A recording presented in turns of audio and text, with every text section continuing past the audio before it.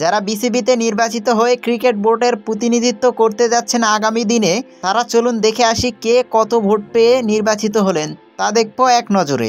আমিনুল ইসলাম বুলবুল পেয়েছেন তিনি 15 ভোট। নাজমুল আবেদিন ফাহিম তিনিও পেয়েছেন 15 ভোট। ফারুক আহমেদ পেয়েছেন 42 ভোট। খালেদ মাসুদ পাইলট পেয়েছেন 35 ভোট। ইফতেখার রহমান মিঠু পেয়েছেন 34 ভোট। ইশতিয়াক সাদেক পেয়েছেন 42 ভোট। শানিয়ান তামিম পেয়েছেন 42 ভোট। এখানে উল্লেখ্য যে বিনা প্রতিদ্বন্দ্বিতায় বিসিবি সভাপতিতে নির্বাচিত হয়েছেন আবারও আমিনুল ইসলাম বুলবুল। এছাড়াও সাবেক বিসিবি সভাপতি ফারুক আহমেদ এবং সাকওয়াত হোসেন নতুন বিসিবির সহ সভাপতি নির্বাচিত হয়েছেন। উল্লেখ্য যে গত মে মাসে কিন্তু বাংলাদেশের প্রথম সেঞ্চুরিয়ান আমিনুল ইসলামকে কিন্তু বিসিবির সভাপতির দায়িত্ব দেওয়া হয়েছিল। এবার তিনি কিন্তু একটু ভিন্নভাবে, অর্থাৎ পরিচালকদের ভোটের মাধ্যমেই কিন্তু 3 বছরের জন্য বিসিবির দায়িত্ব পেলেন আমিনুল ইসলাম। আর বিসিবির ফারুক আহমেদ তিনি কিন্তু গত আগস্ট থেকে কিন্তু বিসিবির সভাপতির দায়িত্ব পালন করেন গত মে মাস পর্যন্ত। তিনি কিন্তু শেষমেশ দায়িত্ব হারান আমিনুল ইসলাম বুলবুলের কাছে। চারিদিকে গুঞ্জন উড়েছিল যে নাজমুল আবেদিন ফাহিম হয়তো পাবেন বিসিবির সহ সভাপতি চেয়ারটা, কিন্তু